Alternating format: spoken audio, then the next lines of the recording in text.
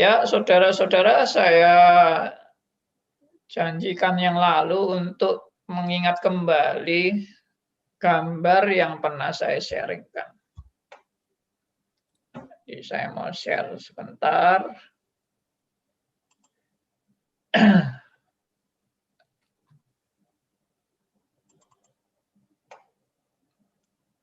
Nah, ini gambarnya.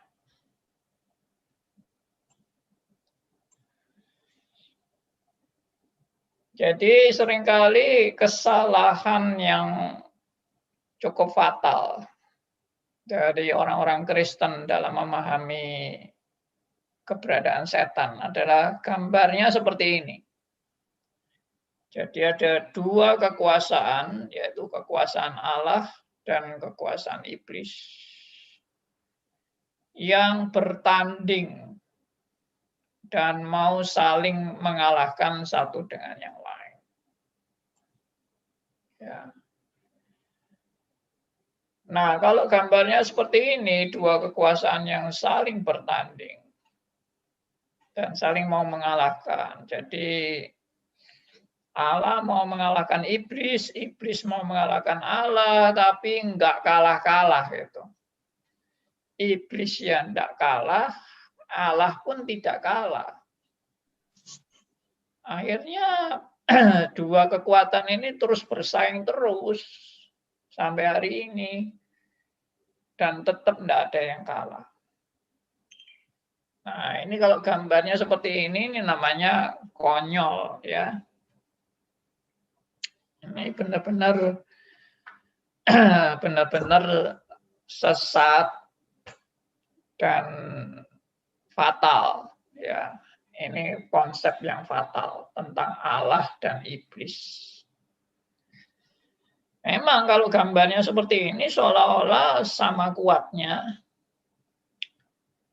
dan adu kekuatan, memang dua kekuatan ini adu kekuatan.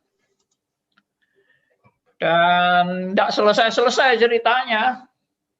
Seperti cerita wayang ya, antara Pandawa lawan Kurawa ya. Tidak habis-habis itu cerita wayang itu. Sama seperti cerita silat mungkin. Ya, selama ini sih saya lihat silat ini masih ada ceritanya, masih habis gitu ya. Masih ada di end-nya. Meskipun ada film seri yang bersambung sampai 50 seri, tapi akhirnya ke 50-nya ya di end. Ya. Tapi kalau wayang kan tidak pernah di end. Arjuna, Bimo lawan tentara Kurawa itu ya, ada pendeta Durno dan sebagainya. Wah, itu tidak habis-habis itu. Dan tidak selesai-selesai ceritanya. Nah, kalau seperti itu ya ini mirip ini. Allah lawan iblis itu tidak selesai-selesai. Bahkan mungkin sampai selama-lamanya. Peperangan ini tidak pernah selesai. Nah, itu salah ya. Saya sudah ungkapkan. Yang benar yang bagaimana? Yang benar yang berikut ini. Nah, ini gambarnya yang benar. Jadi kita sudah pernah diskusi dengan gambar ini. Jadi Allah itu yang berkuasa memenuhi segala sesuatu. Dan batas kekuasaan Allah itu tidak ada batasnya. Meliputi segala sesuatu. Dan ada lingkaran yang saya buat setengah lingkaran ini, yaitu ciptaannya. Ini lingkarannya. Allah di dalam kekekalan dan ketidakterbatasan dan ciptaannya dengan segala alam dan segala makhluk baik di bumi, di surga, semua ciptaannya itu ada, semuanya itu ada di dalam kendali Allah. Makanya gambarnya itu kan Allah itu yang menguasai seluruh wilayah dan ciptaannya saya gambar dalam wilayah yang setengah lingkaran ini. Ya, alam dan segala makhluk termasuk iblis itu ada di dalam wilayah kekuasaan Allah ini dan wilayah ciptaan. Iblis itu kan juga dari ciptaan Allah, dari malaikat yang memberontak, itu kita sudah bahas kan. Nah, seperti itulah. Jadi kalau gambarnya seperti ini, ya boleh kita langsung sudah tahu kan, iblis itu enggak ada apa-apanya dibandingkan dengan Allah. Kalau gambarnya yang tadi seperti ini, wah ini perhitungan yang benar-benar masak-masak ini ya. Kalau mau perang ini harus diperhitungkan benar-benar ini kekuatan musuhnya. Ya, Allah memusuhi iblis, iblis memusuhi Allah, dua kekuatan yang tidak bisa diremehkan. Kalau gambarnya begini. Tapi kalau gambarnya begini, wah ya nggak ada apa-apanya. Ya, iblis itu pun nggak ada apa-apanya di hadapan Allah. Meskipun di hadapan manusia tetap merupakan sesuatu yang ya boleh dikatakan ada apa-apanya ya. Iblis itu bagi manusia ada apa-apanya, tapi bagi Allah tidak ada apa-apanya. Alias nggak masuk hitungan lah itu.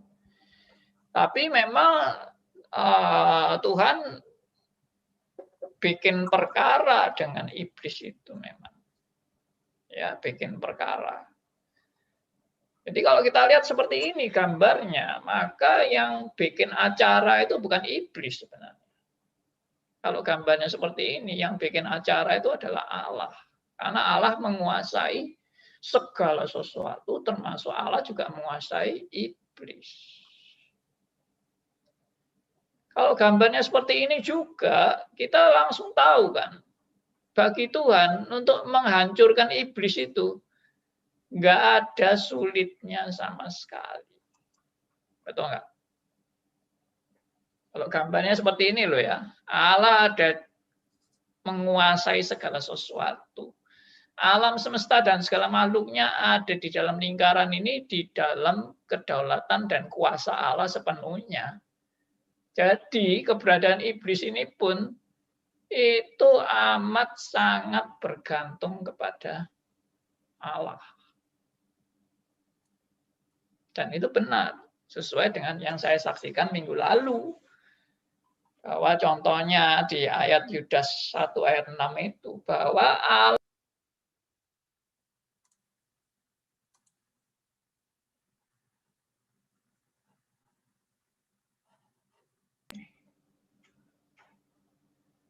Oke, jadi Allah itu memberi waktu kepada iblis untuk dia bisa berulah. Siapa yang memberi waktu kepada iblis? Yang memberi waktu kepada iblis ya Allah. Kalau Allah tidak memberi waktu kepada iblis, iblis pun tidak bisa berkarya apa-apa. Dan tidak bisa berkutik apa-apa di muka bumi ini. Tidak bisa. Semua yang memberi waktu itu Allah. Ya, coba saya ingatkan kembali, karena ini penting ya. Kita mengingat kembali apa yang saya sudah paparkan, ayat yang sudah saya pernah share, yaitu di Yudas pasal 1 ayat yang ke-6. Ya, coba silakan dibacakan. Yudas 1 ayat yang ke-6, dan bahwa ia menahan malaikat-malaikat yang tidak taat pada batas-batas kekuasaan mereka, tetapi yang meninggalkan tempat kediaman mereka dengan belenggu abadi di dalam dunia kekelaman sampai penghakiman pada hari besar. Nah, jelas toh? Dari ayat ini aja saya tunjukkan ayatnya.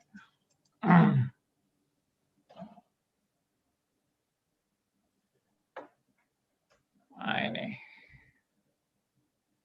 Dan bahwa ia menahan, ini ayat yang sudah saya penasiarkan, ia menahan malaikat-malaikat yang tidak taat. Ditahan, statusnya adalah malaikat tahanan. Ya, ditahan dengan apa? Dengan belenggu abadi dalam dunia kekelaman. Jadi malaikat itu sudah ditahan dalam belenggu abadi dan disimpan di sana itu, dalam belenggu abadi itu, dalam keadaan belenggu abadi itu sampai kapan? Sampai penghakiman pada hari besar. Nah, ini sudah amat sangat jelas. Iblis pun dikasih waktu sama Tuhan. Jadi pertanyaannya misalnya, apakah Tuhan sanggup langsung menghancurkan iblis kapan saja? Jawabannya ya pasti sanggup. Kapan saja Tuhan pasti sanggup. Ya, tapi Tuhan memang tidak mau membinasakan. Kenapa tidak mau membinasakan? Apakah Tuhan kalah kuasa? Tidak. Apakah Tuhan kalah pinter? Tidak. Apakah kalah Tuhan kehilangan akal untuk mau menghancurkan iblis? Tidak. Jawabannya apa? Iblis diberi waktu oleh Tuhan. Sudah, itu jawaban yang waduh, sudah menjawab semua persoalan tentang iblis. Anda langsung yang pusing-pusing memikirkan iblis, kalau tahu kebenaran ini, sudah tidak ada yang dipusingkan lagi, karena iblis itu sudah di tangan Tuhan. Bukan sudah, dari dulu iblis itu di tangan Tuhan. Ya, dari dulu iblis itu, riwayat iblis itu ada bergantung hanya ya nasibnya ada di tangan Tuhan, nasibnya iblis. Ya. Jadi saudara kalau punya konsep dualisme itu amat sangat salah. Dan ngaco ya. Akhirnya jadi kacau itu pikirannya kalau dualisme. Jadi sekali lagi yang saya tadi katakan adalah yang bikin perkara siapa? Yang bikin perkara itu ya Allah. Ya. Kalau Allah mau melenyapkan iblis dari dulu ya sudah selesai. Perkaranya sudah selesai. Nah, ini semua pendapat-pendapat seperti ini pasti saudara jarang dengar kan? Masa Allah yang bikin perkara? Ya itu kalau saudara mulai dari periksa posisi dari sesi 1 sampai sesi sekarang, ini sudah sesi 11. Saudara akan memahami semua itu ada first cause-nya. Dan first cause-nya itu adalah Allah. Semua itu ada desainernya. Desainernya itu adalah Allah. Semua itu ada plannernya. Ya, perencananya. Perencananya adalah Allah. Nah, seperti itu. Jadi, tidak usah bingung. Kenapa iblis kok masih ada? Kenapa kok Allah tidak bisa mengalahkan iblis? Dan sebagainya, dan sebagainya. Oke, saya sampai di sini dan kita yang lalu masih banyak pertanyaan-pertanyaan yang belum dijawab ya. Oke, saya kembalikan ke Yusuf, silakan. Oke, sekali lagi buat teman-teman yang mau bergabung ya, bisa di WhatsApp lewat chat di 081357901628, 081357901628, atau bisa lewat live YouTube ya di Sri Spasi Ngagel. Di minggu lalu, ini pertanyaannya Pak, dari Ruby. Bila pendeta saling berselisih paham, apakah mereka ada iblisnya pada saat itu? Ada keakuan gitu ya, untuk mempertahankan pendapat masing-masing. Terima kasih, bye Ruby. Ya, seringkali iblis ini dijadikan kambing hitam.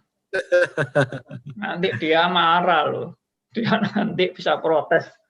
Loh, saya ini tidak ikut-ikut kok, hamba Tuhan berkelahi semau itu menurut maunya hamba Tuhannya, saya tidak ikut-ikut.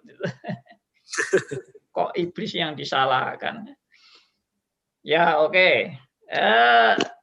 Yang jelas kita semua ini sudah jatuh dalam dosa. Ya, dan pada saat kita sudah jatuh dalam dosa, ya kita sudah namanya terdistorsi oleh dosa atau ternoda oleh dosa atau sudah rusak karena dosa. Sehingga namanya ordo yang seharusnya itu menjadi kacau ordonya. Sehingga yang terutama kebanyakan bukan kebanyakan ya, yang terutama bagi orang berdosa itu adalah yang terutama siapa bagi orang berdosa itu? Yang terutama adalah si aku. Itu yang sudah pembawaan manusia berdosa itu si aku itu nomor satu.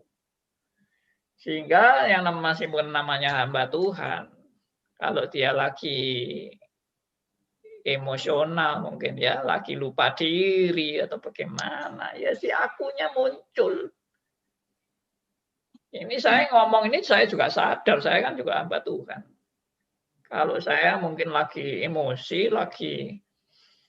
mungkin lagi marah atau bagaimana, ya bisa-bisa juga si akunya muncul. Cuma saya percaya Roh Kudus itu akan mengingatkan kita. Kalau kita benar-benar anak Tuhan, Roh Kudus tidak pernah tinggal diam. Ya, dia akan menghajar anak-anak Tuhan yang tidak mau peduli dengan kebenaran firman Tuhan. Akan dihajar, kalau perlu dihabisin sampai kapok. Dan belajar untuk akunya mau turun tahta. Ya, itu saya percaya itu. Jadi tidak selalu itu iblis. Bisa juga iblis, tapi nggak harus selalu iblis ya. Iblis itu memang bisa juga menggoda kita, manas-manasin. Iblis itu bisanya memang senangannya itu kok, senangannya itu manas-manasin gitu ya kan, bakar-bakar gitu supaya kita mungkin melupakan firman Tuhan dan mengutamakan si aku, itu bisa juga. Oke, itu jawabannya. Oke. Ini ada pertanyaan yang di hari Kamis yang lalu dari Edi Laksmana dari Kediri. Oh ya. Pak Andi, bahwa Allah betul-betul mengontrol semua ciptaannya, baik itu manusia, malaikat maupun hewan. Rambut manusia pun sudah dihitungnya, bahkan burung jatuh pun semua kontrol Allah. Manusia maupun malaikat yang berdosa itu pun karena Allah menarik sebagian anugerahnya. Kalau begitu, bukankah semua manusia akhirnya pasti akan diselamatkan? Ini pertanyaannya Pak, karena tidak mungkin Allah pasti menghukum manusia yang sejak tanduknya terkontrol sepenuhnya oleh Allah. Jika memang begitu, bukankah manusia ini sebenarnya hanya robot-robot saja yang kita sendiri tidak menyadarinya, karena seolah-olah semua itu kita sendiri yang menentukan dengan kehendak bebas kita masing-masing. Padahal semuanya dalam kontrol Allah. Itu Pak. Ya, memang banyak orang tidak setuju Allah menetapkan segala sesuatu dan selalu alasannya antara lain keberatan yang diutamakan adalah kalau gitu kan manusia jadi robotnya Allah. Ya, yang pertama begini.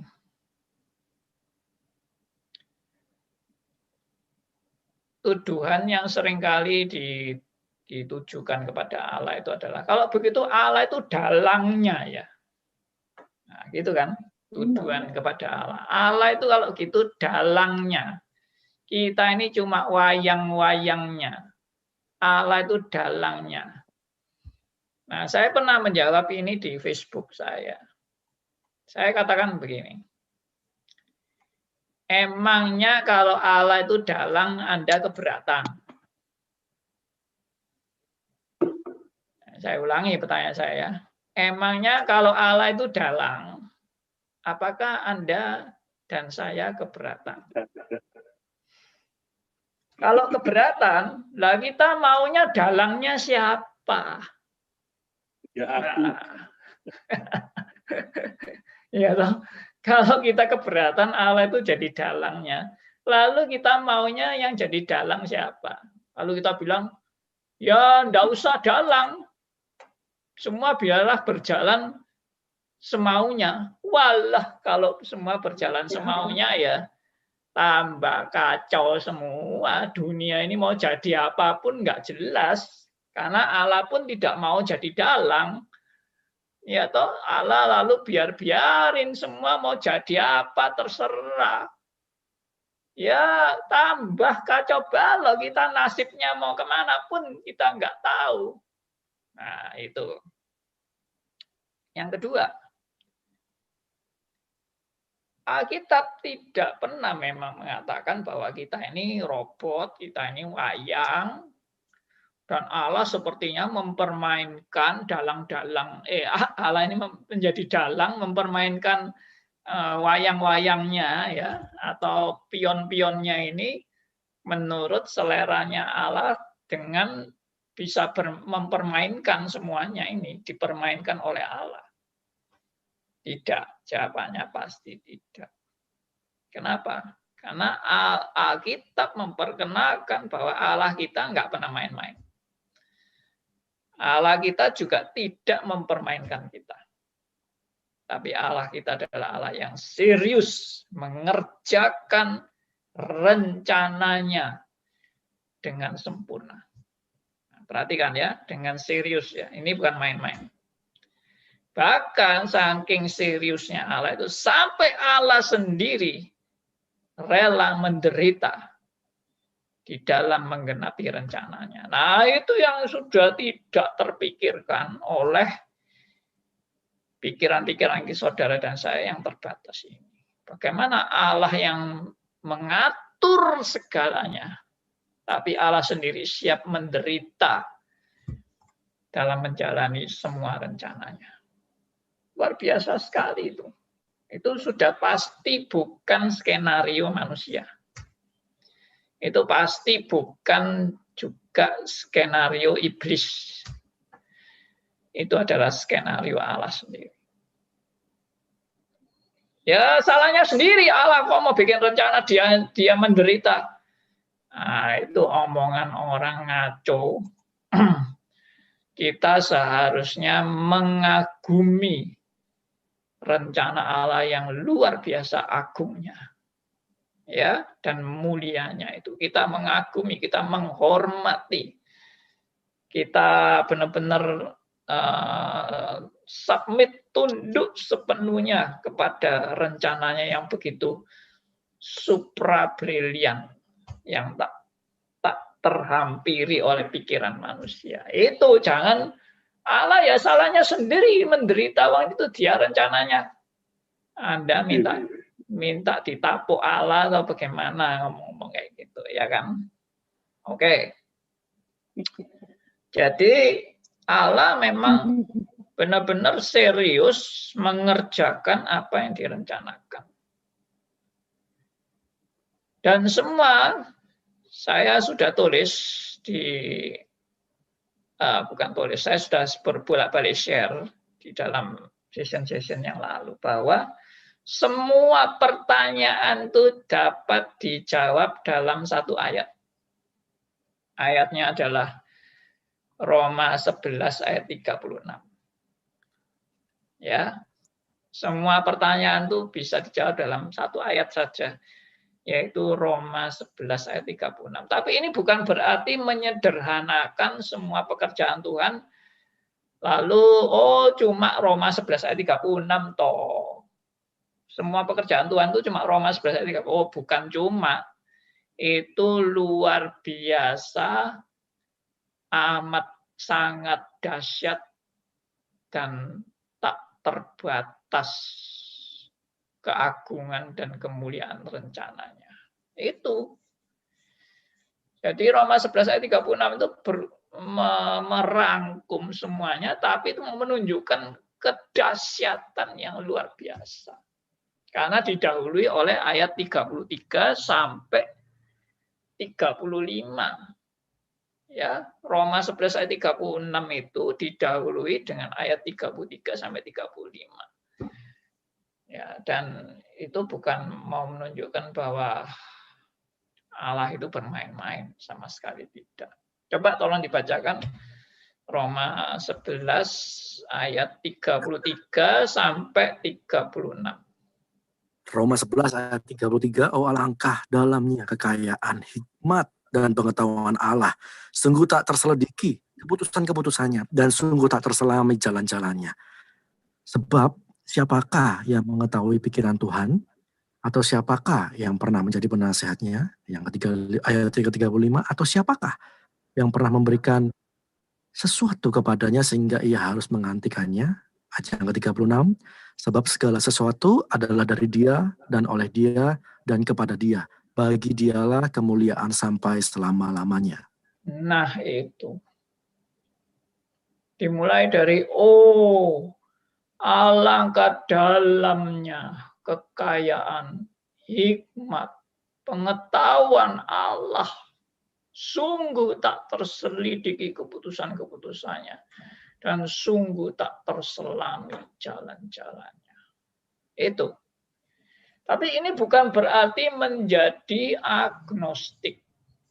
Saudara yang belajar doktrin Allah seharusnya masih ingat apa itu agnostik. Agnostik itu aliran pesimistik ya atau skeptis yang mengajarkan bahwa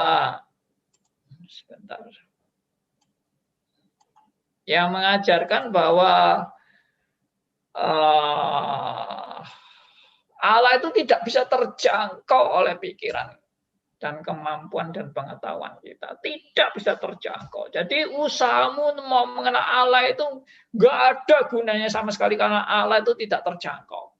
Jadi percuma mau membicarakan tentang Allah itu percuma. Mau membicarakan firman-Nya juga percuma. Karena kamu tidak mungkin bisa mengerti Allah yang sebenarnya itu bagaimana. Karena dia tidak terjangkau. Nah, itu namanya aliran agnostik.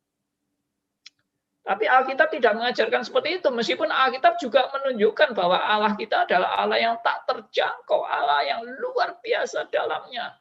Pengetahuannya tak terbatas dan sebagainya. Tetapi Allah yang seperti itu mau mewahyukan dirinya. Allah yang seperti itu mau memperkenalkan dirinya kepada manusia yang serba terbatas. Ya. Jadi Allah yang tak terbatas mau memperkenalkan diri kepada yang terbatas. Itulah yang memungkinkan saudara dan saya bisa memahami keberadaan Allah. Kalau tidak ada itu, dan itu namanya apa? Itu namanya wahyu. Kalau tidak ada wahyu, tidak ada seorang pun yang bisa mengenal Allah dengan benar. Tidak ada. Nah, jadi apakah dengan demikian, pertanyaannya tadi kan, apakah dengan demikian lalu Allah menyelamatkan semua manusia? Jawabannya pasti tidak. Coba Pak Edi dengarkan kembali siaran saya yang lalu di sesi 10. Ada perumpamaan penabur benih lalang dan penabur benih gandum. Maka yang diselamatkan Allah itu bukan lalang, tapi gandum. Lalu juga ada gambaran domba dan ada kambing. Ada domba, ada kambing. Yang diselamatkan Allah bukan kambing, tapi domba. Nah, biarlah ini boleh menjadi suatu hal yang lebih jelas bahwa Allah tidak ada. Allah itu tidak ada merencanakan untuk menyelamatkan semua orang, itu tidak ada. Kalau ada ayat yang seperti itu, Itu kata semuanya dikasih tanda petik. Allah menginginkan semua diselamatkan. Kata semua itu adalah semua orang pilihan. Atau semua dalam arti domba-dombanya, bukan kambing. Semua dalam arti apa? Yaitu gandum-gandumnya, bukan lalang. Nah, jadi selalu ada memang gambaran di Alkitab itu, ada gandum, ada lalang, ada domba, ada kambing. Nah, ini siapa yang diselamatkan? Pasti yang diselamatkan domba-dombanya. Pasti yang diselamatkan adalah gandumnya. Ya, gandum untuk disimpan dalam lumbung. Lalang dikumpulkan untuk dibakar. Oke, seperti itu penjelasan saya. Oke, sekali lagi buat para pendengar yang terkasih, Anda bisa juga bergabung ya lewat WhatsApp di 081 357 901 628 atau bisa lewat live chat YouTube ya di Stris Pasingagel di YouTube. Ada Jeti Gunawan tadi sudah terdeliver dengan baik Pak pesannya Pak. Kemudian di minggu lalu ada Pak Elia dari Bali yang ada pertanyaan cukup banyak, ada 5 Pak. Saya baca. Iya. Yang pertama Pak, ambisi iblis adalah membinasakan manusia dan secara fisik dan kerohanian iblis sukses. Dan itu kiamat pertama yaitu air bah Nuh. Itu pandangan Pak Andi seperti apa. Yang kedua, ini ayat-ayat orang yang terpilih di Amsal 16 ayat yang keempat dikatakan Tuhan membuat segala sesuatu untuk tujuannya masing-masing. Bahkan orang fasik dibuatnya untuk hari malapetaka. Nah, bagaimana pandangan dari Pak Andi? Yang ketiga, iblis sebagai bapak dusta karena iblis diberi karunia oleh Allah. Apakah seperti itu? Dan yang keempat, ada kisah mengusir iblis dari badan manusia pindah ke babi. Itu bagaimana Pak? Ya. Dan yang kelima, domba, kambing, dan serigala Pak. Karena ada serigala berbulu domba ini mengenai yang kemarin, yang di hari Kamis. Apakah ini ibliskah kambing ini? Ya, oke. Satu-satu aja dulu. Saya lupa ini kalau seluruhnya harus saya jawab sekaligus ya. Jadi yang pertama tadi apa itu yang pertama itu? Ambisi iblis adalah membinasakan manusia dan secara fisik dan kerohanian iblis sukses. Dan itu kiamat pertama yaitu air bah Nuh. Gimana menurut Bapak? Ini Oh ya, apakah iblis sukses? Saya yakin 100% iblis tidak pernah sukses. 100%. Ya, karena apa? Karena yang menjadi genap itu bukan rencana iblis. Yang menjadi genap itu rencana Allah. Ya. Perhatikan ini. Jadi yang benar-benar digenapi itu bukan rencana iblis. Rencana Allah yang digenapi. Iblis itu cuma alat negatif Allah. Ya, sekali lagi saya pernah men-sharekan pandangan mengenai alat negatif. Ada alat positif, ada alat negatif. Jadi keberadaan iblis ini kalau mau to the point adalah untuk kehadiran iblis ini juga adalah untuk menggenapi rencana Allah. Ya, saya yakin saudara pasti jarang mendengar ini. Tapi kalau saudara sudah lihat di dalam sejak sesi 1 sampai hari ini, saudara tidak asing dengan pembicaraan ini bahwa keberadaan iblis itu pun dalam rangka menggenapi rencana Allah. Kalau enggak, maka Anda akan terjebak di dalam jawaban lain, yaitu kalau begitu Allah kebobolan. Ya, ada hal yang bisa terjadi di luar rencana Allah. Berarti rencana Allah bisa keliru. berarti perhitungan Allah juga bisa salah, ya toh.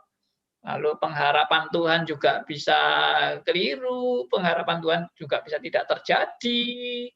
Ya, waduh banyak.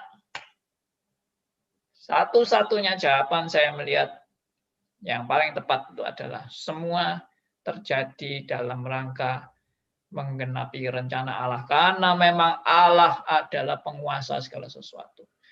Dan Allah penguasa iblis. Jadi tidak pernah ada kata-kata iblis menang. Ya. Atau draw. Tidak pernah draw.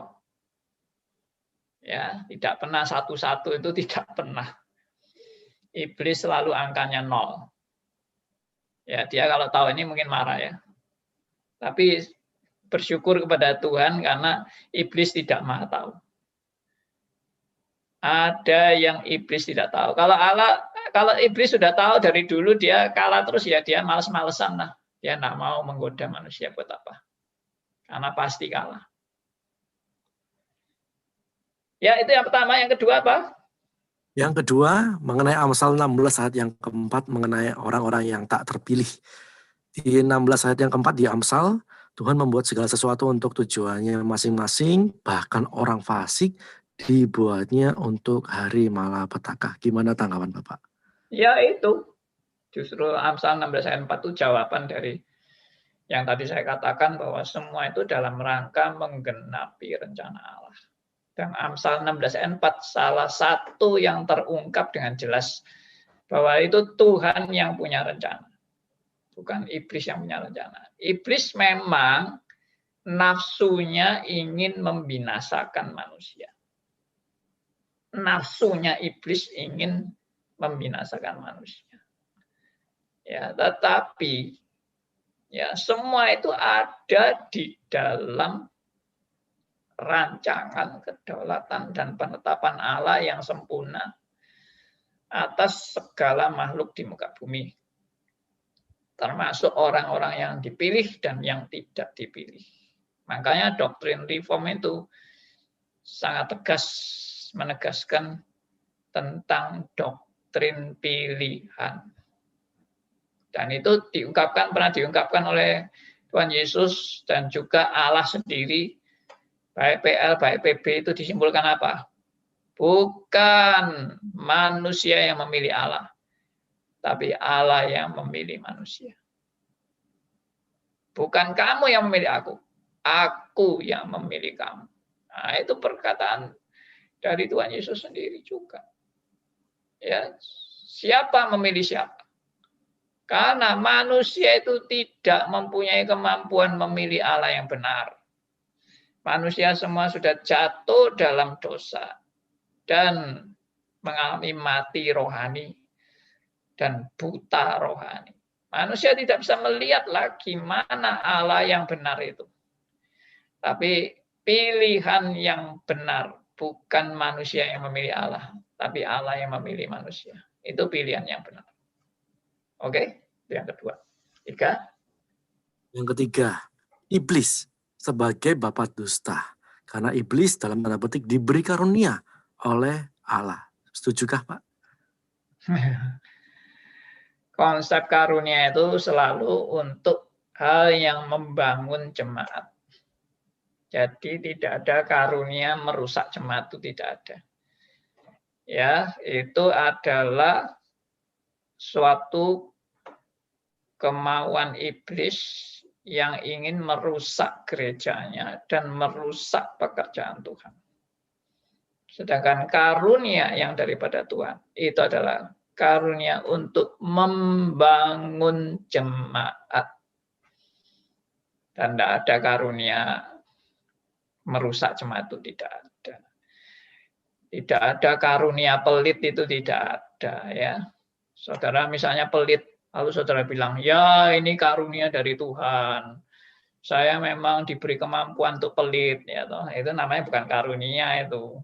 Ya, pelit itu menunjukkan kamu itu sedang diperbudak oleh dosa. Ya, seperti itu. Oke, lanjut.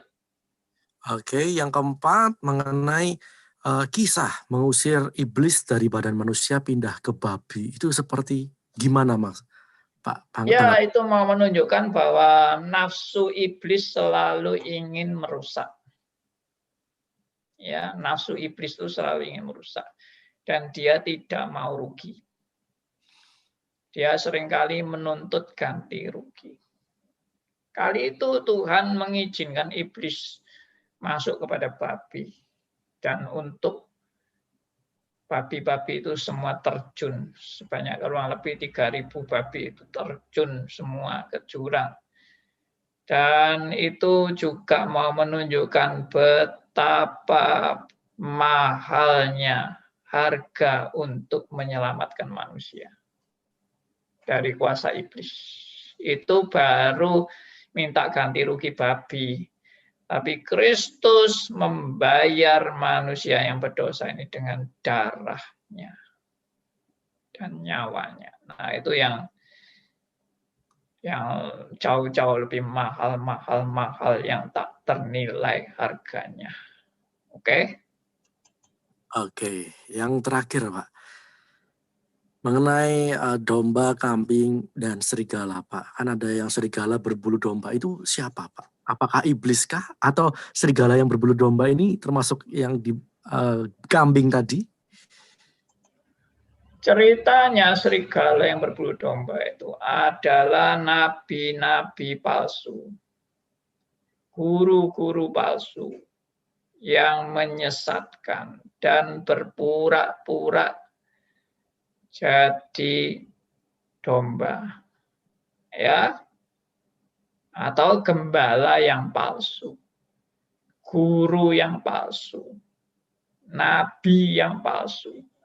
Nah, itulah ceritanya serigala berbulu domba yang tujuannya mau menerkam domba-domba, ya, dari gembala itu, gembala yang sejati itu. Tapi ya itu nanti kita lanjutkan, ya. Jadi ceritanya kalau yang ditanya cuma serigala, ya itu tadi saya bilang serigala itu menggambarkan guru-guru palsu, nabi-nabi palsu, rasul-rasul palsu, pengajar-pengajar palsu, termasuk ahli Taurat, orang Farisi yang bergaya rohani tapi hatinya seperti serigala.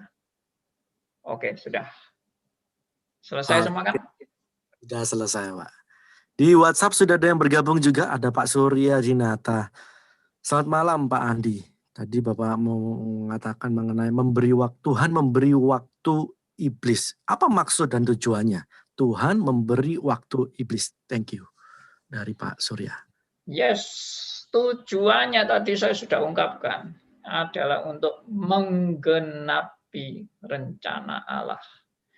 Dan iblis adalah alat negatif Allah. Di mana iblis punya nafsu untuk menjalankan keinginannya menghancurkan anak-anak Tuhan. Dan menghancurkan pekerjaan Tuhan.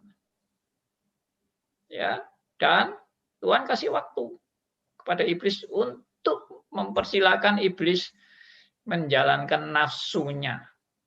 Tapi di balik iblis menjalankan nafsunya, Allah sedang menggenapi rencananya. Nah, itu yang luar biasanya di situ. Iblis menjalankan hawa nafsunya, ingin menghancurkan pekerjaan Tuhan, menghancurkan anak-anak Tuhan. Tapi Tuhan yang menguasai dan mengendalikan iblis, Tuhan justru memakai iblis di mana Tuhan sedang menggenapi rencananya. Itu contoh klimaks, ya, contoh klimaks ini dari pekerjaan iblis yang ingin merusak pekerjaan Tuhan. Tuhan pakai itu untuk menggenapi rencananya. Contoh paling jelas adalah Yudas dirasuki iblis untuk mengkhianati gurunya, yaitu Tuhan Yesus.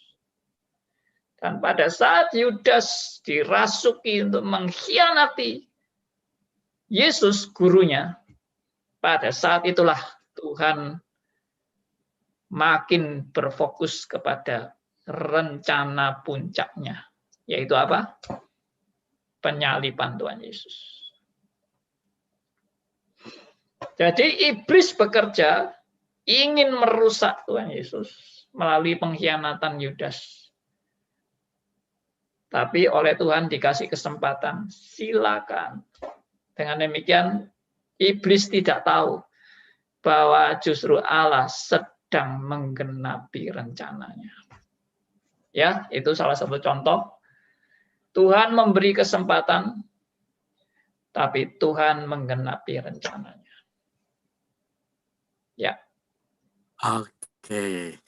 Ini ada yang masuk lagi melalui WhatsApp. Ada Jerry dari Sumba. Punya 2 pertanyaan. Yang pertama, mengapa iblis diberi waktu oleh Tuhan untuk menyatakan kuasanya juga di bumi? Tadi sudah dijawab oleh Pak Andi juga ya. Dan pertanyaan kedua, mengapa Allah harus menggunakan iblis atau kejahatan untuk menyatakan dirinya kepada manusia? Apakah ini tidak kontradiksi dengan Allah yang mulia, Allah yang suci, Allah yang agung? Yes. Tanya yang bagus. Seringkali orang tidak bisa terima bahwa kalau dikatakan iblis itu jadi alatnya Tuhan. Bukankah itu bertentangan dengan Allah yang Maha Kudus, Maha Mulia, dan Maha Suci, dan tidak ternoda sama sekali dengan dosa-dosa? Kenapa dia pakai iblis jadi alatnya untuk menggenapi rencananya? Jawabannya justru dengan penggenapan itu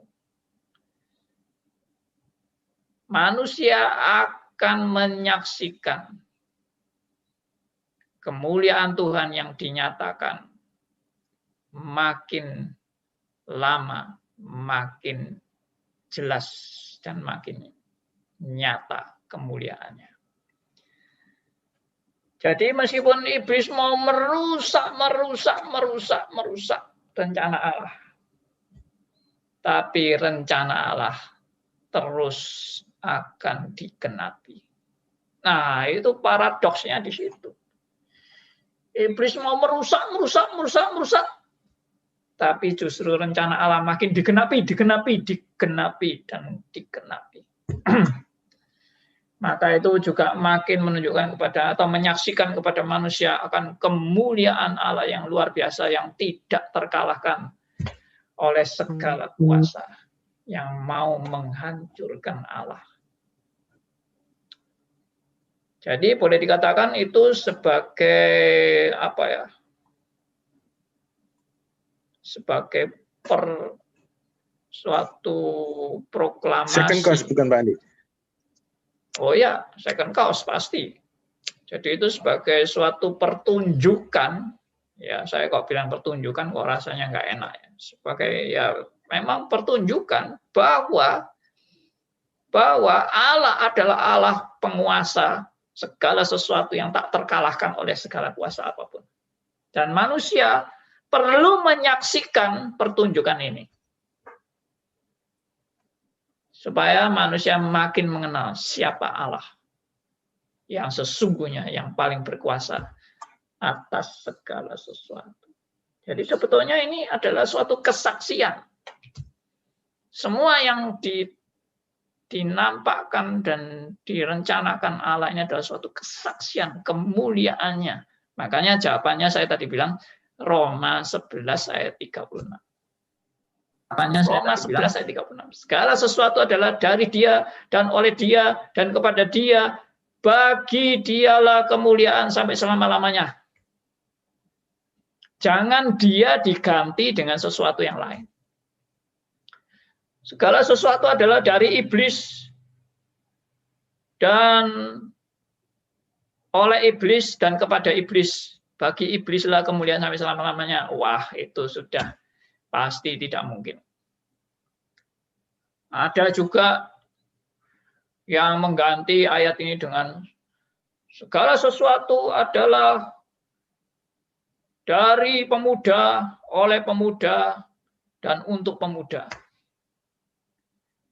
Bagi pemudalah kemuliaan selama-lamanya. Itu konyol banget, kurang ajar banget ya. Jadi ayat ini hanya monopoli bagi Allah.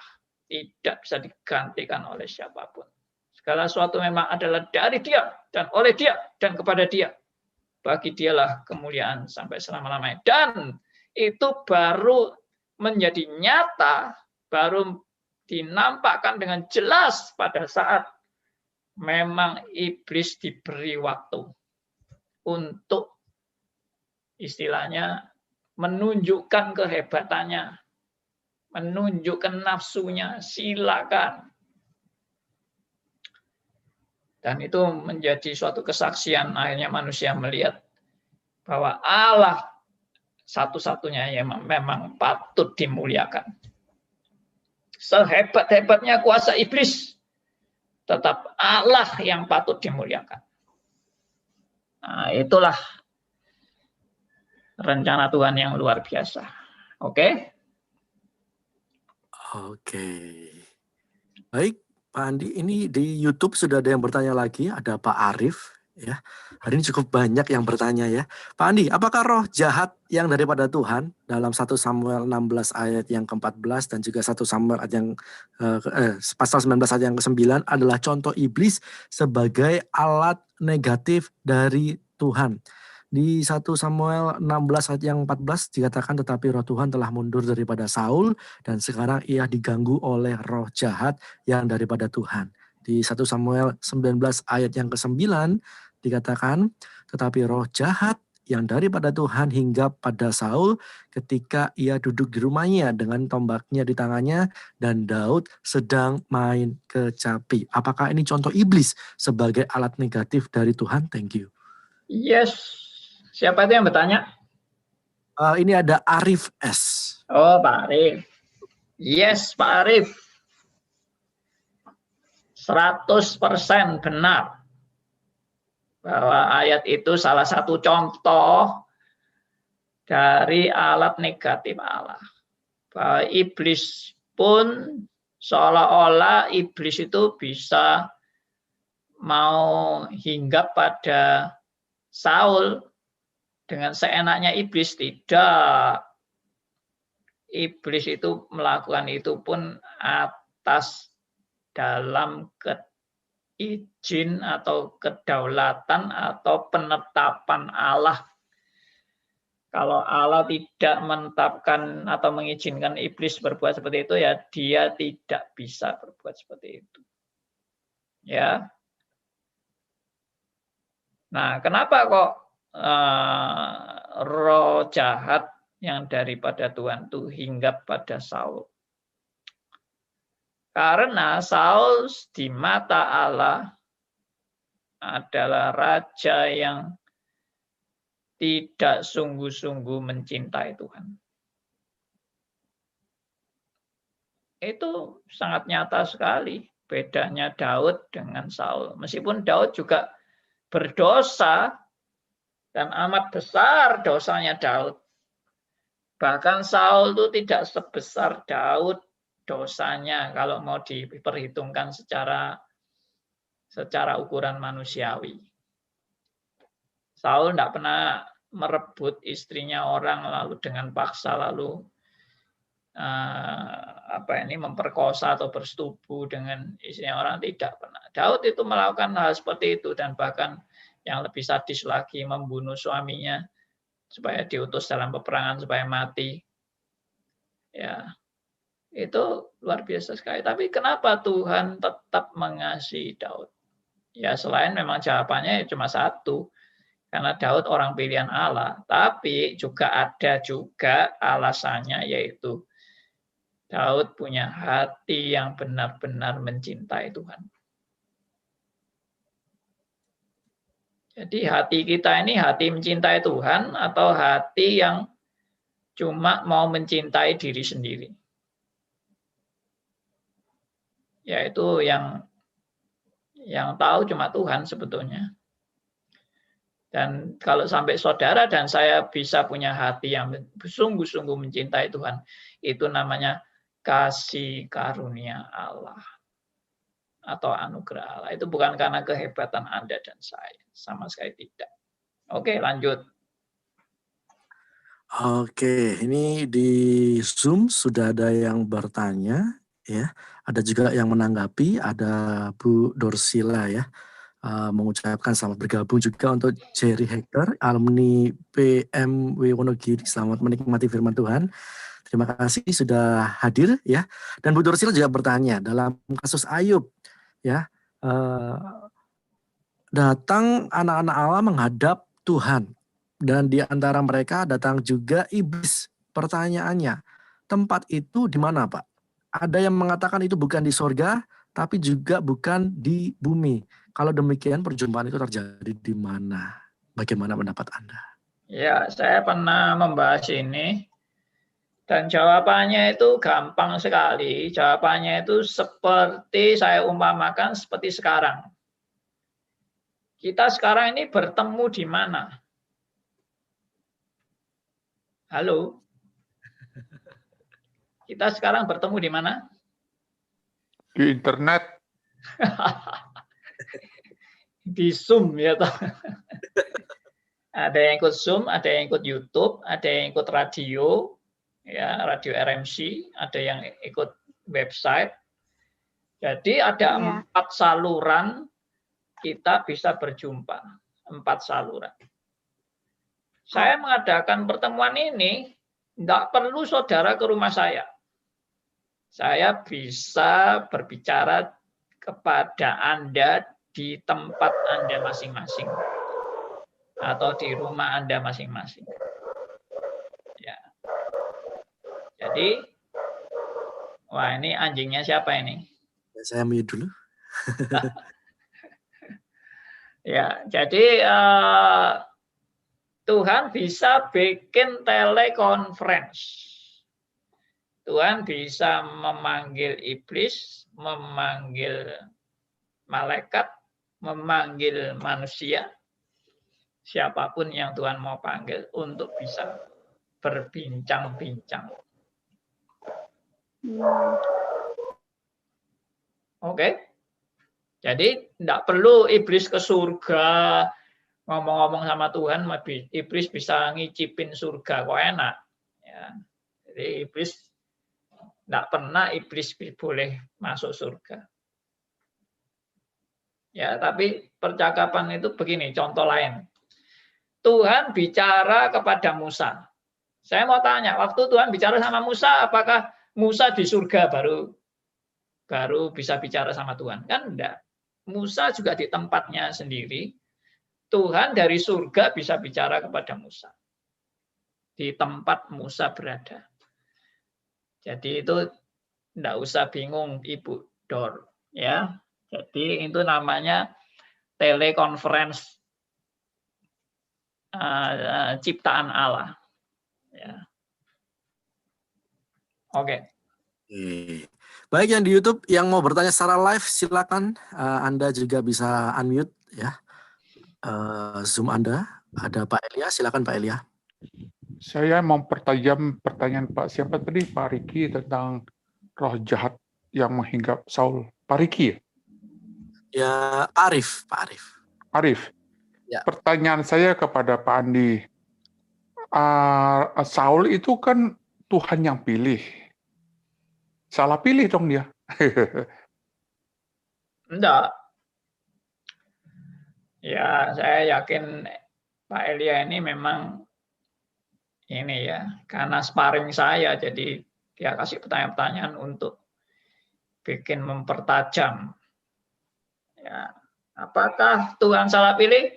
Jawabannya pasti 100% tidak. Loh, tapi kok dipilih jadi raja?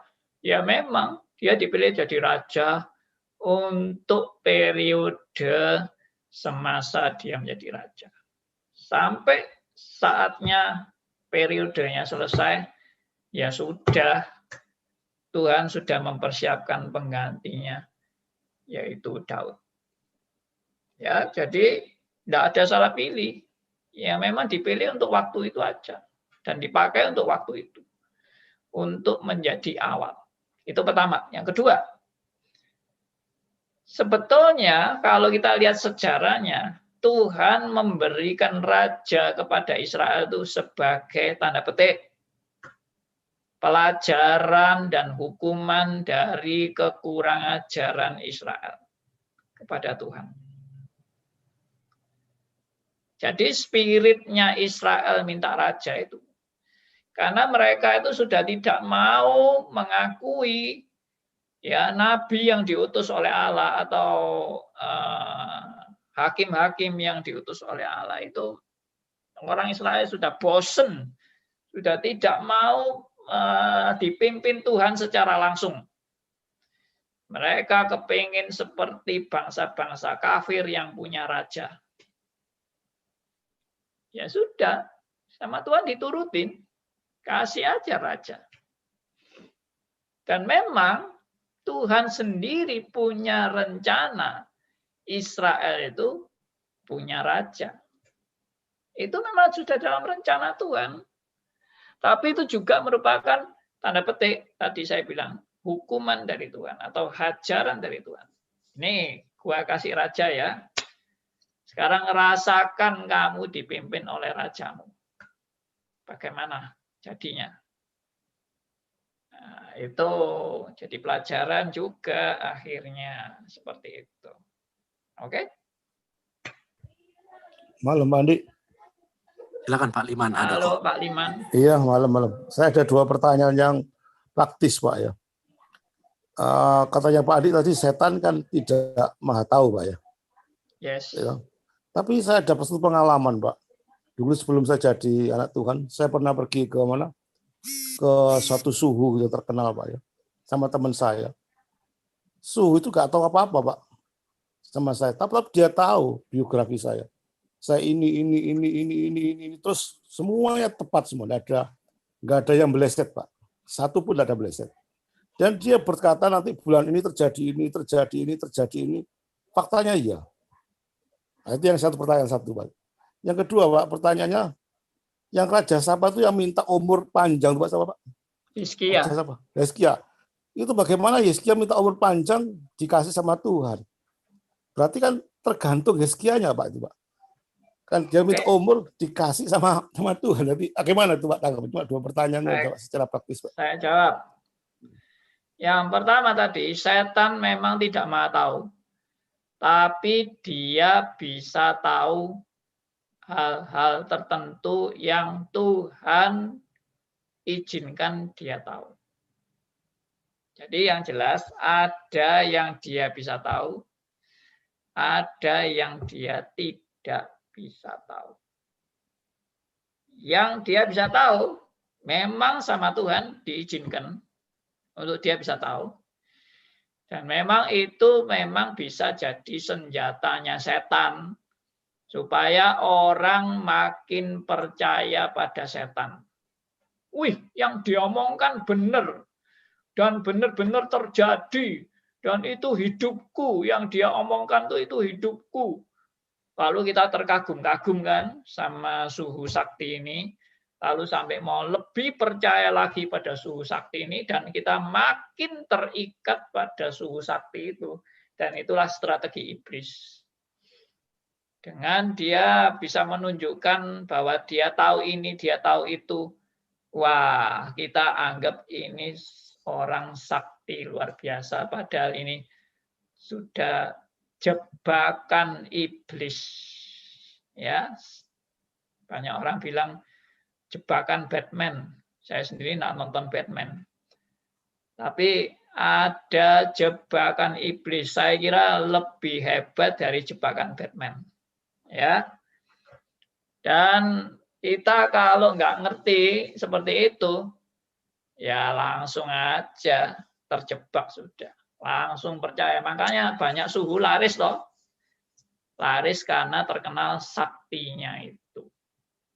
Padahal itu bohongannya iblis. Dipikir iblis itu memang bisa memberikan segala-galanya.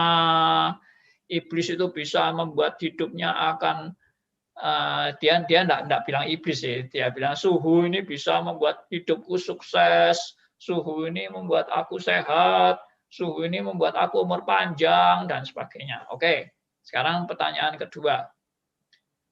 Pertanyaan kedua adalah bagaimana dengan umur panjang atau tambahan umur yang diminta oleh Hizkia? Karena Tuhan sudah bilang kamu mati, tapi Hizkia nangis-nangis, lalu akhirnya umurnya diperpanjang. Apakah rencana Tuhan bisa dirubah gara-gara Hizkia nangis-nangis? Jawabannya 100% tuh rencana Tuhan tidak berubah. Nah, kenapa demikian? Karena Tuhan memang tujuannya mau kasih tahu kepada Hizkia, kasih peringatan maksudnya. Tuhan mau kasih peringatan kepada Hizkia supaya dia sadar bahwa umurnya itu umurnya dia itu di tangan Tuhan. Supaya dia sadar umurnya Hizkia ada di tangan Tuhan. Lalu yang kedua, kalau orang sudah sadar umurnya di tangan Tuhan, maka dia sadar hidup itu adalah anugerah. Dan kalau dia sadar hidup itu adalah anugerah, dia mesti lebih berhati-hati dalam menjalani hidup. Jadi sebetulnya waktu Tuhan bilang, umurmu tinggal saat ini, kamu nanti mati.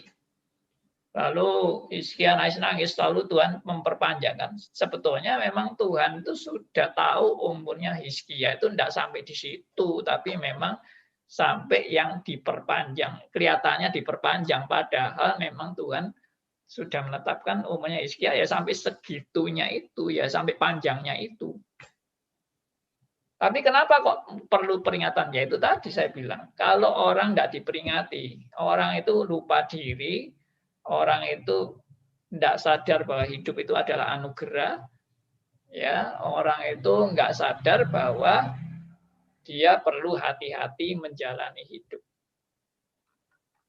Jadi saya juga percaya seperti sekarang ada COVID-19. Semua orang sekarang ini kebanyakan saya yakin mungkin gara-gara COVID-19 ini 80% manusia ingat Tuhan. Ya. Lalu ingat kalau hidupnya mendekati kematian. Ya. Dan mungkin lebih takut kepada Tuhan. Ya, saya tahu masih ada 20% yang nggak takut, yang gaya-gaya berani, yang saya enggak mungkin kena, ya toh saya kuat, ya toh malah tambah bergaya, waduh berani ke pelacur kemana apa. Tapi nanti kalau sudah kena baru tahu rasanya. Ya, saya melihat banyak orang-orang yang enggak nyangka dirinya kena, akhirnya kena. Orang-orang yang berkuar-kuar, sombong-sombong, merasa dirinya hebat, dia juga kena. Banyak. Jadi jangan mempermainkan Tuhan. Itu poinnya sebetulnya. Hizkia itu diperingati Tuhan, jangan mempermainkan Tuhan. Memang setelah itu Hizkia ternyata dia jatuh juga. Tapi dia jatuh itu pun itu merupakan tanggung jawab dia setelah Tuhan kasih peringatan. Ya. Okay. Umpamanya Pak Andi, umpamanya Hizkia tidak minta-minta, Pak. Apakah mati seketika itu juga, Pak? Tidak mungkin dalam pengetahuan Allah Hizkia tidak minta-minta. Pasti minta-minta, karena Tuhan sudah tahu. Waktu Hizkia dikasih vonis mati itu, Hizkia pasti nangis-nangis, Tuhan pun sudah tahu. Jadi tidak ada jikalau.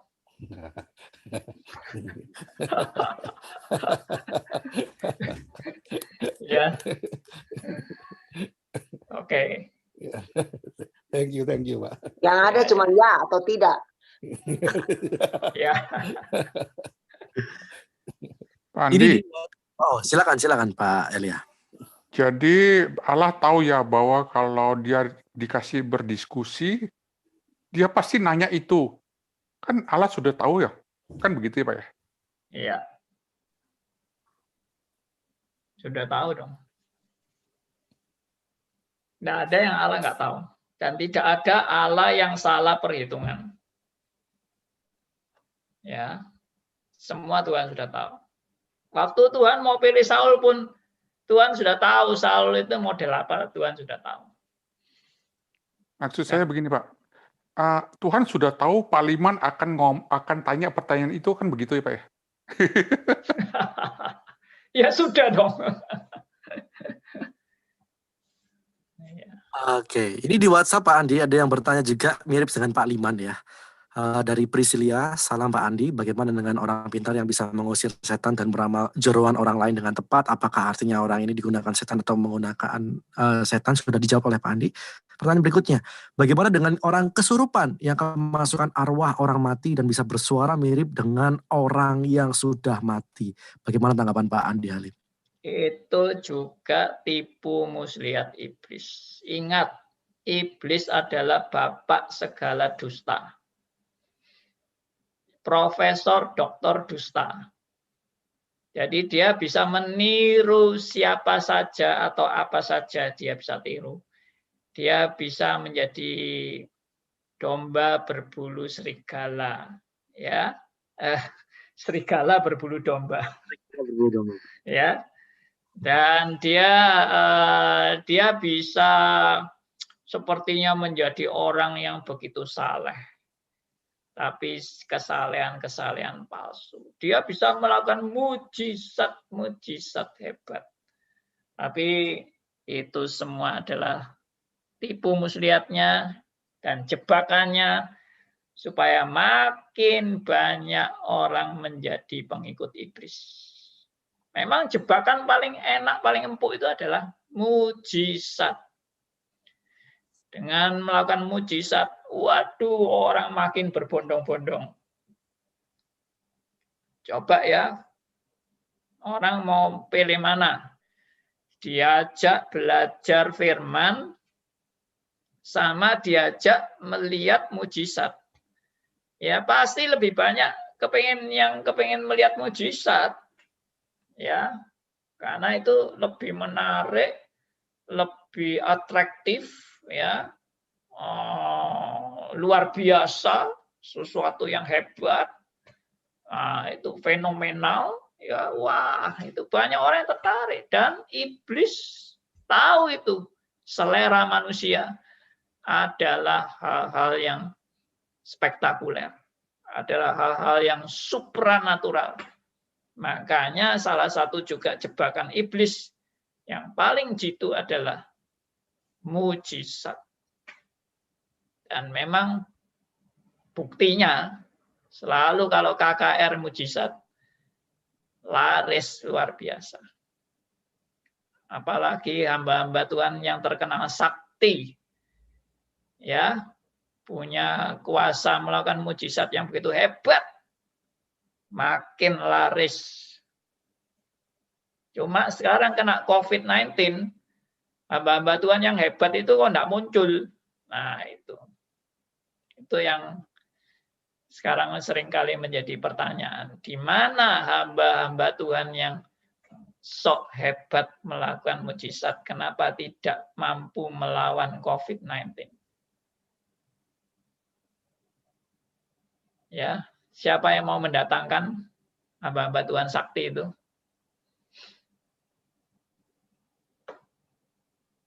Oke. Oke, mungkin ada yang bertanya lagi melalui Zoom. Ya, Silakan. saya mau tanya. Ya, Pak Aryo. Silakan, Pak. Kembali yang awal pelajaran tadi yang diberi gambar tentang pertarungan antara Allah dan manusia, Allah dengan iblis yang seolah seri atau bagaimana itu, Ya. gambarnya seperti itu dan yang mestinya seperti ini. Pada dasarnya gambar yang ini orang tidak percaya. Orang lebih percaya pada gambar yang kedua, tapi yang atasnya itu Allah diganti iblis. Lah itu lebih percaya gitu. Kecuali nanti sampai waktunya Tuhan habis, hari akhir kiamat datang, baru ketahuan kalau yang gambar itu salah. Tapi selama ini rasanya Allah kalah terus kalah. Gitu. Jadi Allah aja kalah ya sama iblis ya. Banyak pendapat umumnya gitu. Kalau orang sampai di antara 100% ini hanya 0,01% yang tidak percaya dengan gambar iblis yang menang, itu anugerahnya. Yes. Nah, itu aja, Pak. Kebanyakan orang lebih percaya kalau ini diganti iblis ya. Allahnya ini iblis diganti menang, iblis. menang mutlak, dah menguasai dunia tenan, dah. Padahal itu hanya seakan-akan. Iya. Ya kan? Iya.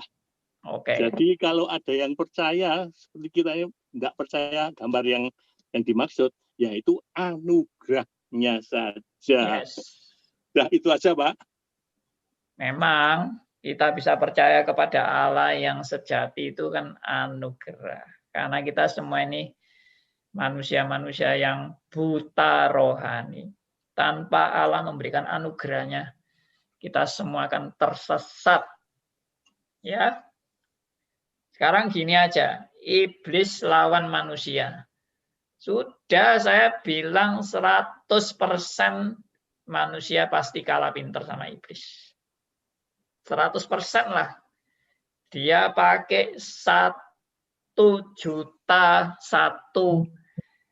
cara untuk menipu manusia. Ya, bukan 1.001 macam cara, 1.000.001 cara untuk menipu manusia. Itu kehebatan iblis. Siapa manusia sepinter-pinternya yang bisa melawan iblis? Tidak mungkin bisa. Kecuali, itu tadi itu namanya anugerah Allah. Kecuali belas kasihan Tuhan. Saudara dan saya boleh dilindungi dari kuasa iblis. Untuk selanjutnya nanti acara Q&A, saya akan melanjutkan dengan strategi-strategi iblis. Ya, akan lebih seru. Ya, Pak Andi, sebelum berakhir lagi 3 menit ya. Saya sudah lihat jam kok. Tadi mau ngomong apa ya? Ini masukan aja. Aku jadi bingung nih dengernya Pak Aryo ngomong, waduh, kalau gitu gambar itu diganti aja Pak. Itu berarti Pak Andi agennya iblis begitu ya. Gini, enggak, Pak. maksudnya banyak orang lebih percaya ngerti. kalau iblis yang berkuasa. Ya begini, Pak Liman ada memo di chatting, tolong untuk Pak Liman. Nah saya ingin menanggapi begini Pak, hampir dari semua pembicaraan saya mengamatin gini Pak, kan itu wahyu sudah diberikan. Kenapa manusia harus berpikir dari posisi manusia untuk memahami Allah? Kenapa manusia ini tidak mau berpikir dari posisi Allah supaya manusia ini bisa mengerti? Jadi saya berpikir gini, orang itu sudah dikasih wahyu, masih ngotot bukan dari wahyunya dia berpijak, tapi dari manusianya yang sendiri, punya free will lah, punya inilah, Allah itu suci, kenapa kasih yang negatif-negatif, itu kan semua dari pikiran manusia. Itu aja yang saya mau kasih masukan. Oke. Thank you. Terima kasih Pak Elia. Jawabannya juga tetap sama. Only by grace. Ya. Satu pertanyaan hanya karena anugerahnya. Dari WhatsApp Pak ya, Pak Andi Halim. Ya. Ada Yohana. Selamat malam Pak Andi. Saya ingin tahu tentang santet. Ada orang yang meninggal yang katanya karena disantet oleh seseorang. Apakah bisa lalu jiwanya kemana? Ini agak menyimpang. Tapi silakan dijawab oleh Pak Andi Halim. Ya, santet itu juga salah satu gayanya iblis untuk mau meyakinkan manusia bahwa iblis itu bisa menghancurkan manusia. Tapi sudah terbukti ternyata santet itu pun bisa gagal. Kalau orang itu dilindungi Tuhan. Lalu kalau orang itu benar-benar mati bagaimana? Saya cuma menjawab dua kemungkinan. Orang yang disantet itu kalau mati, itu dia anak Tuhan atau bukan. Kalau dia anak Tuhan, dia mati, dia masuk surga. Kalau dia bukan anak Tuhan, dia mati, ya dia masuk, dia binasa. Ya, kenapa demikian? Kok bisa Tuhan mengizinkan santetnya berhasil? Itu bukan santetnya berhasil, itu yang tadi saya katakan bahwa iblis tidak pernah berhasil. Itu sudah waktunya anak Tuhan itu pulang ke rumah Bapa. Dan jalannya adalah melalui santet. Loh, kok enak itu melalui santet, kok bisa sampai seolah-olah menang santetnya. Ya samalah, anak Tuhan kena kanker lalu mati. Loh, kankernya kok menang? Ya toh, mestinya kankernya kan kalah sama Tuhan. Ya, kalau Tuhan melindungi kan enggak mungkin dia bisa mati kena kanker. Ternyata banyak anak Tuhan mati karena kanker. Bukan karena dia kalah, tapi karena memang sudah waktunya pulang. Sama sekarang banyak anak Tuhan mati kena COVID-19. Apakah kalah dengan COVID-19? No.